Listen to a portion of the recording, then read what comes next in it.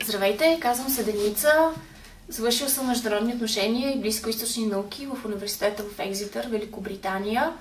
От малко повече от година съм вече в България и от септември месец съм учител по английски език на програма Заедно в час. Преподавам на 90 ученика от 6, 8, 9 и 11 клас в град Златица. Причината да избера Заедно в час е, че аз много исках да направя нещо смислено и важно от една страна за мен, от друга страна за обществото, за младите хора в България и децата, които растат след мен. И търсейки различни възможности да приложа моите знания, моят опит като студент в чужбина, но също така и като човек работил в България, в Англия и в Африка, реших, че това е моята възможност да направя нещо много смислено и много важно. И така запознах се с учители по програмата, които бяха в първата си година, както и с екипа на организацията. И човек и всичките много въздействащи истории за това как млади хора като мен и като вас могат да направят много важни неща, много лесно и интересно да работят с децата, с подрастващите и да постигат успехи. И реших, че аз много искам да се включа в това. И ето ме, вече съм учител с 6 месеца опит в училище. Преди да започна програмата, участвах в лятната академия на Заедно в час през лятото, юли, август месец и част от септември. Ние всички учители, които влязохме в училище в септември месец, бяхме заедно, се обучавахме, се подготвяхме как да бъдем максимално подготвени, уверени, мотивирани, да влезем в класните стаи. Научихме много ценни неща, които ни накараха от една страна да се опознаем по-добре като хора, да видим колко много неща можем да направим заедно. Всеки в училище, още на първи учебен ден осъзнах, че тази невероятна енергия, която получих през лятото, работейки с моите колеги, но също така и преподавайки на деца в София, като част от подготовката ми, наистина ме бяха мотивирали да отида в Златица, място, което не познавах, и да видя тези ученици, тези нетърпеливи, търсещи, желащи хора, да работя с тях. Един мой ден сега е много различен от това, което преди правех. Аз преподавам поне 5 часа всеки ден, учебни на различните класове, по английски език. След това оставам на индивидуална работа с много от учениците, така че ние да обърнем внимание на нещата, които те не са усвоили както трябва или искат да подобрят, да научат нови неща. Ние работим заедно по различни проекти, различни конкурси, различни състезания, различни предизвикателства, така че те да научават максимално за света. За мен е много важно те да видят, че не е само Златица, а че има безкрайно много възможности, които са достъпни и за тях. И дали това ще бъде лятно училище в Щатите или ще бъде бизнес предизвикателство с големия завод, който е в близост до града, наистина те да се усетят, че те могат и да искат да правят още неща. Казвам се Елена Статева, завърших Рампо Коледж в Ню Джерси в Щатите. Завърших психология и социални науки там. В момента съм учител на Заедно в час и това е моята втора година. Преподавам английски език на 8 и 9 клас. Аз съм Гергана Караджова. Завърших в Маунт Холиок Коледж, Масачузетс, German Studies and Russian Studies with focus on Holocaust Studies.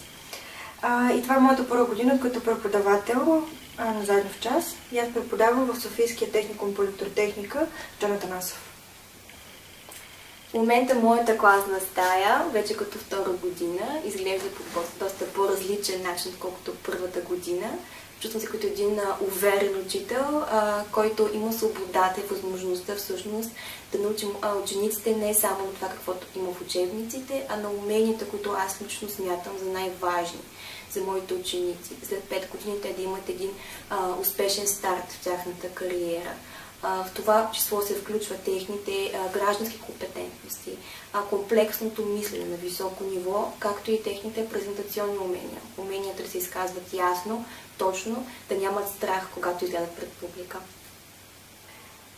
идеята да внесем в класната стая повече от предметно знание е там още от първия момент. Например, днес с моя клас гледахме речта на Барак Обама, когато стъпва в пост.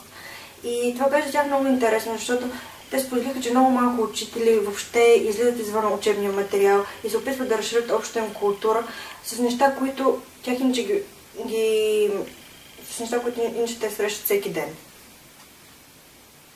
И защо всъщност аз реших да се върна в България и да стана учител на заедно в час след доста години прекарани навън в чужбина? Първо аз имах опита в образованието, бях тютър дълги години и това прецених, че ми дава наистина много по-голямо удовлетворение, за разлика от работа, която бих имала да кажем The Corporate World. Съответно, когато разбрах, че има Teach for Bulgaria, тази организация, която е базирана на международен опит, един екип, който е от млади хора, един екип, който наистина използва международни практики, които са събирани с дълги години, разбрах, че аз имам тази сигурна, спокойна, иновативна среда, в която да се върна в България и да дам това, което мога след тези години в чужбина, което съм научила и специално да помогна на тези деца, които са нямали тази възможност, която аз имам в щатите. За мен решението да се върна далеч не беше очевидното. Отне дълго време да се реша на тази стъпка. И главното нещо беше, че аз исках да намеря една пресечна точка между това какво аз съм учила, това какво искам да уча в бъдеще и къде искам да упражнявам моята професия. Затова беше едно голямо предизвикателство да реша да се върна в България и да видя дали мога да намеря своето място тук, като възрастен човек, като самостоятелна личност и мисля, че заедно в час определено беше решаващия елемент в моето решение.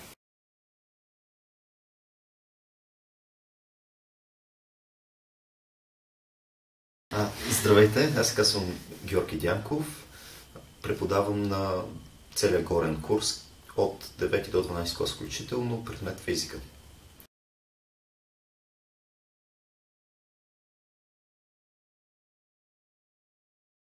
Аз съм Теодора Зарева и съм учител по английски от 8 до 11 клас.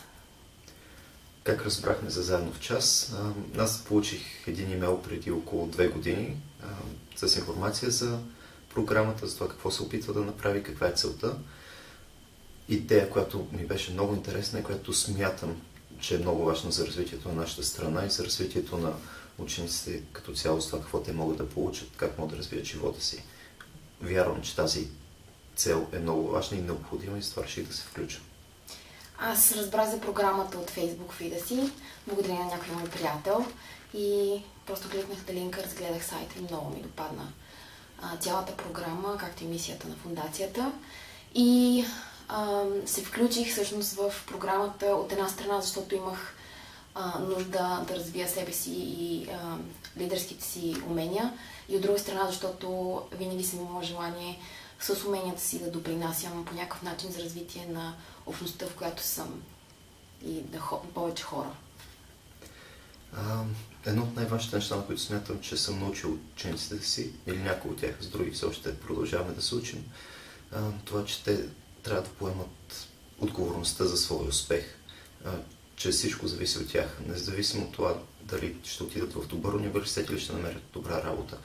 Това, което се случва с тях, зависи от тях и те имат възможността да променят своята съдба.